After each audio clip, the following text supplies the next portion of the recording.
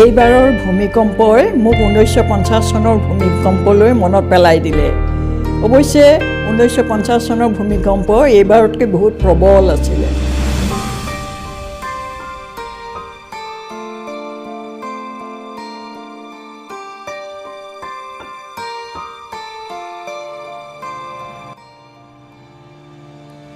ঊনৈছশ 50ৰ ভূমিকম্পৰ সময়ত মোৰ বয়স 14-15 মান আছিল।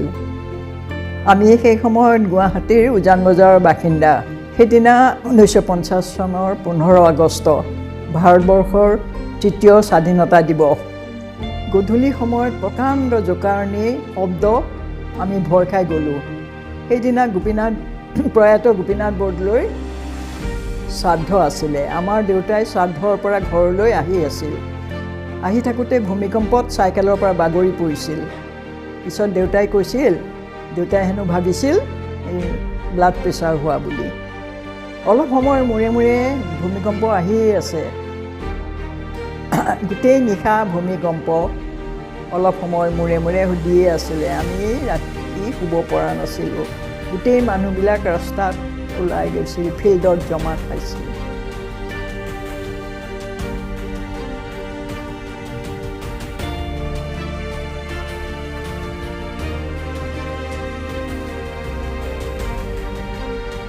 ভূমিকম্পৰ পিছদিনাখন ব্ৰহ্মপুত্ৰৰ পাৰত গন্ধকৰ গোন্ধ পাইছিলোঁ। নৈত মাছবিলাক, কাছ মাছ ভাহি অহা দেখিছিলোঁ। আৰু সেই মাছবোৰ ছালফাৰ গেছত মৃত্যু হোৱা বুলি কৈছে। মাছবোৰ কিন্তু পৌৰ নিগমে মানুহক খোৱাটো নিষেধ কৰিছিলে। আমি শুনিছিলোঁ ভূমিকম্পটো শদিয়া অঞ্চলত উৎপত্তি হৈছে। তাত মাটি ফাটি বহুত জীৱ জন্তু মানুহৰ মৃত্যু হৈছিলে। পানীবোৰ, ব্ৰহ্মপুত্ৰৰ পানীবোৰ বোকাময় হৈছিলে, ৰঙা বোকাময় হৈ উফন্দি আহি প্ৰবল বানপানীৰ সৃষ্টি হৈছিল। নৈত ডাঙৰ ডাঙৰ গছবিলাক উটি আহিছিল। সেই কাঠবোৰ শৰাইঘাটত জমা হৈছিলে। মানুহে তাৰ ওপৰেৰে নৈখন পাৰ হ'ব পৰা অৱস্থা হৈছিল। ভূমিকম্পত শদিয়াত ডাঙৰ ডাঙৰ ওখ গছবোৰ, নাৰিকলৰ গছবোৰ মাটিত পোত খাই গৈছিল। মানুহে হাতেৰে ছিঙিব পৰা অৱস্থা হৈছিল।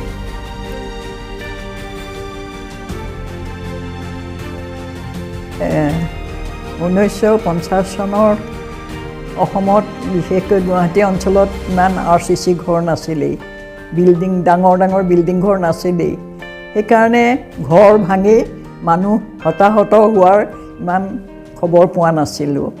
সেইকাৰণে আমি যিহেতু ভূমিকম্প হোৱা অঞ্চলত বাস কৰোঁ, ইয়াত অসম আৰ্হিৰ সৰু সৰু ঘৰবোৰত বাস কৰিলে নিৰাপদ।